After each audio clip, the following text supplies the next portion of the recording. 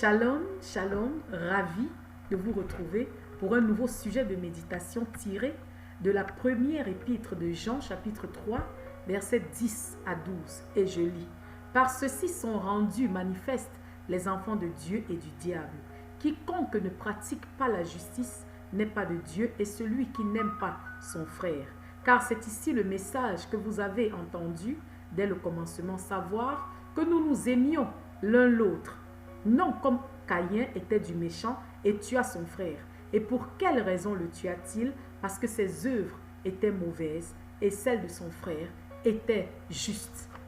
Le titre de mon message: Es-tu un Caïn? Oui. Nous voyons que Caïn, lui, il tua son frère parce que ses œuvres étaient mauvaises. Parce que son sacrifice n'était pas pur, il n'était pas saint, il n'était pas juste. Oui. Si nous nous référons à leur histoire, dans Genèse 4, nous voyons bien que Abel et son frère et Caïn offrirent tous les deux des sacrifices à l'Éternel. La Bible mentionne que Caïn, lui, il donna le fruit de la terre. Abel, au contraire, donna les prémices de son bétail et leur graisse avec. Donc ces détails font la différence. Abel offrit ce qu'il avait de meilleur. Il offrit ce qui était valeureux, ce qu'il avait de plus précieux. Les premiers-nés de son bétail, ceux qui étaient engraissés. Mais la Bible ne donne pas ce détail à l'offrande de Caïn. Lui, il choisit parmi ses fruits, certainement ceux qui étaient les moins charnus, ceux qui étaient les moins savoureux, les moins juteux, ceux qui étaient peut-être déformés, et il en offrit à l'Éternel. Et la Bible nous fait savoir que l'Éternel rejeta l'offrande de Caïn, mais il eut égard à l'offrande d'Abel. Es-tu un Caïn? Oui. Nous venons de lire que celui-là qui pratique la justice est de Dieu. Oui. Celui-là qui aime la justice, celui-là qui est juste, c'est celui-là qui est de Dieu. Nous sommes justes quand nous aimons la vérité. Dans tout ce que nous faisons, dans ce que nous pratiquons, nous sommes sincères, nous sommes honnêtes, nous sommes vrais. Quand nous ne compromettons pas, surtout la parole de Dieu, mais quand nous la prêchons dans son entité, dans sa sainteté et dans sa vérité. Es-tu un Caïn? Sais-tu, bien-aimé, que nous avons avec nous des Caïns? Oui, de nos jours, il existe encore des Caïns qui offrent des sacrifices dégoûtants, des sacrifices mauvais. Lesquels, me demanderas-tu? Nous ne sommes plus au temps de l'ancienne alliance. Est-ce les buffles, les taureaux? Non, non, mon frère. Loin de là. Je parle ici des sacrifices d'action de grâce, des sacrifices de louange qui n'émanent pas d'un cœur pur, d'un cœur sincère. Oui. Je dis par là ce que nous avons, le meilleur qu'on a, le meilleur de soi, le meilleur qu'on possède, nous le préservons, nous le gardons, nous le cachons pour nous-mêmes. Et ce que nous jugeons moins important, ce que nous jugeons moins valeureux, alors nous le partageons avec les autres, nous le donnons aux autres. Es-tu un Caïn? Ma sœur, oui, tu fais des actes de charité, tu donnes, mais que donnes-tu à ton frère, à ta sœur? Est-ce ces choses-là dont tu n'as plus besoin? Oui, je vais dire ces choses-là qui t'encombrent. Tu donnes des vêtements, mais des vêtements déjà usés, déchirés. Oui, des vêtements dont tu veux t'en débarrasser. Tu donnes des chaussures percées, des chaussures totalement usées. Oui, mon frère, oui, ma soeur, il y aura toujours autour de nous des gens démunis, des gens pauvres qui seront là à prendre ce que nous aurons à leur donner, quitte à ce que ce soit des choses usées ou des choses neuves. Oui, nous serons peut-être élevés au piédestal, ovationnés, applaudis, complimentés. On nous appellera peut-être des philanthropes, des gens avec le cœur sur la main. Mais mon frère, ma soeur, nous pouvons mentir aux hommes, mais nous ne pouvons pas nous mentir. Et surtout, nous ne pouvons pas mentir à Dieu. Quelles sont tes motivations? Quels sont tes motifs? Que donnes-tu à ton frère, à ta soeur, oui, à ton voisin? Quand ton voisin te demande à manger, lui donnes-tu les restes de nourriture déjà en décomposition, les restes des déchets déjà prêts à aller à la poubelle? Ou donnes-tu ce que toi aussi tu valorises? Oui, des choses qui te sont importantes. Comment donnes-tu? N'oublie pas, mon frère, ma soeur, que notre Dieu, il sonde notre cœur et nos reins. Dieu sonde les cœurs et les reins pour donner à chacun selon ses œuvres. Mon frère, ma soeur, es-tu un Caïn? Es-tu un Caïn, ma soeur? Je veux dire, tu as la solution à ce problème.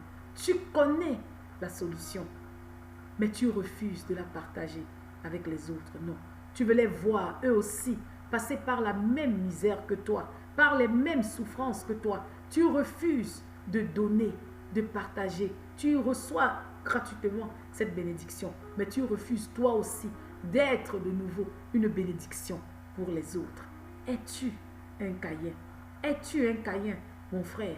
Oui, tu donnes peut-être un véhicule comme cadeau, mais un véhicule avec un moteur en épave, des pneus déjà usés qui peut-être peuvent être la cause d'un accident.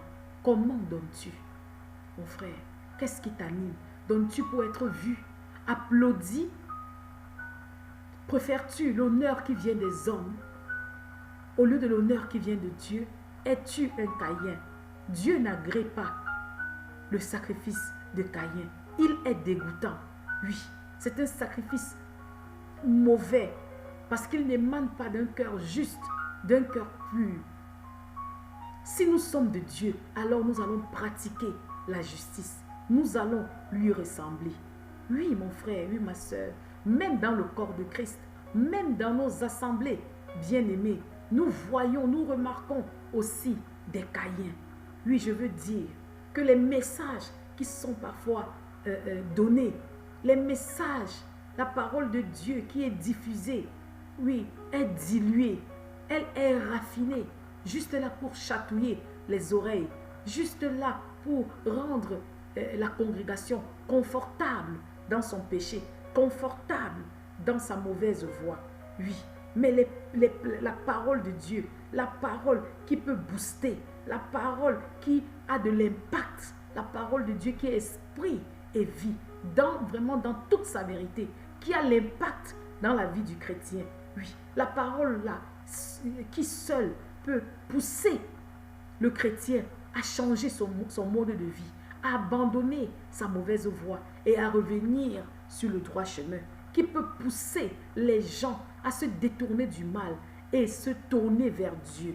La parole, la seule, qui seule peut transformer les cœurs à obéir à la parole, à obéir à Dieu lui-même et à obéir à sa parole. Cette parole-là est mise de côté.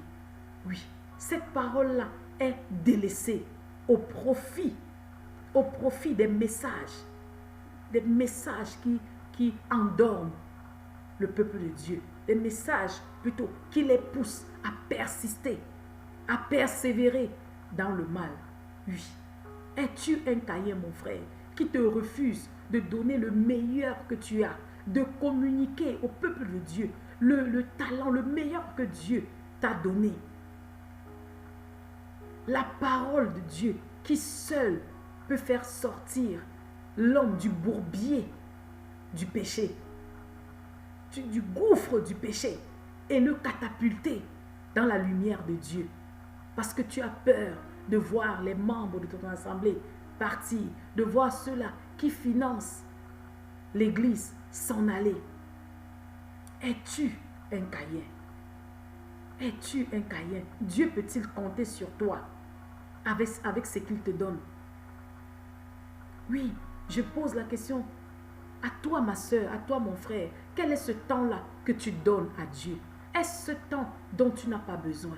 Je veux dire, après une journée de travail, quand tu n'as plus rien à faire, tu es prêt d'aller au dodo. C'est alors là que tu te souviens de Dieu. Et puis tu l'invoques pour qu'il vienne combattre pour toi. combattre les démons, qu'il vienne pourchasser tes ennemis. Tu te sers de lui quand tu en as besoin et après tu le gardes.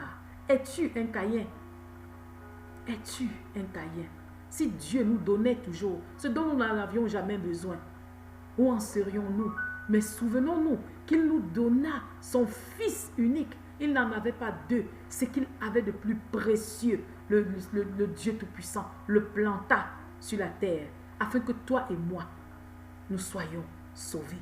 Es-tu un Caïn? Mais aujourd'hui, l'Éternel m'envoie te dire d'abandonner la voie de Caïn, parce que ses œuvres sont mauvaises, son sacrifice est dégoûtant. Oui, Dieu m'envoie te dire d'embrasser la voie d'Abel. Oui, Dieu eut égard à son sacrifice, parce que son sacrifice émanait d'un cœur pur, d'un cœur sincère. Il donna à l'Éternel ce qu'il valorisait. Mon frère et ma soeur, que donnes-tu à Dieu? Dieu t'invite de le mettre à la place qui lui est due, la première place dans ta vie, dans ton foyer, dans tes affaires, même dans la société. Oui, Dieu doit prendre la première place dans toutes choses.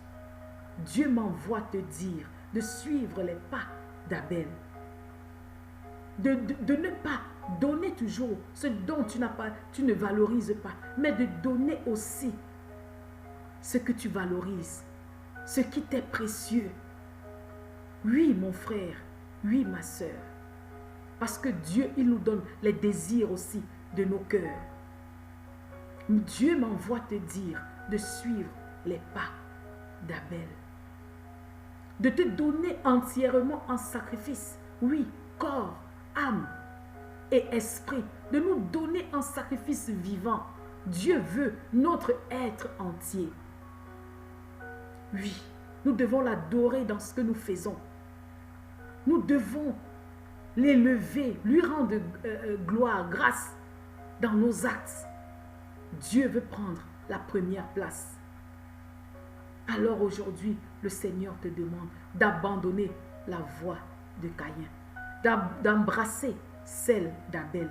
Alors tu seras toujours agréé devant lui. Alors ta prière montera comme un parfum de bonne odeur devant l'Éternel. Alors il sera ta lumière dans les ténèbres. Il sera la lampe à tes pieds. Tout ce que tu feras te réussira. Mon bien-aimé, aujourd'hui, abandonnons la voie de Caïn. Donnons le meilleur que nous avons reçu de l'Éternel. Si nous avons à donner, ne donnons pas toujours ce dont nous n'avons pas besoin, ce qui est inutile, ce qui nous encombre, mais donnons aussi ce que nous valorisons, ce que nous-mêmes nous apprécions. Alors nous recevrons de l'Éternel aussi ce que nous aussi nous apprécierons, ce que nous aussi nous valoriserons dans notre vie. Soyez bénis par ce message dans le nom de Jésus.